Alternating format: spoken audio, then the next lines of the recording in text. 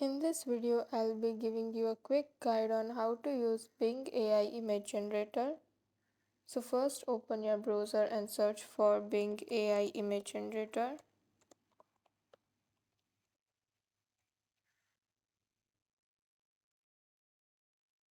You'll click on the first link. Now if you are not already signed in, you may need to log in into your Microsoft account to access the image generator. Signing in will also give you access to your past creations.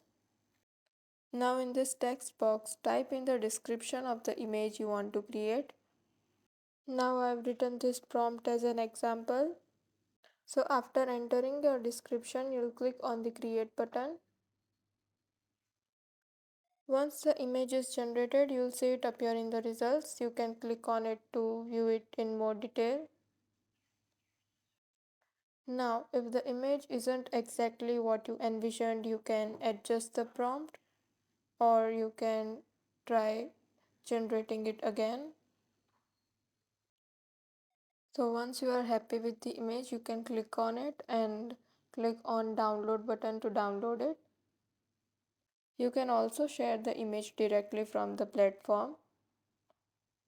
You can either copy link over here or share it to social media.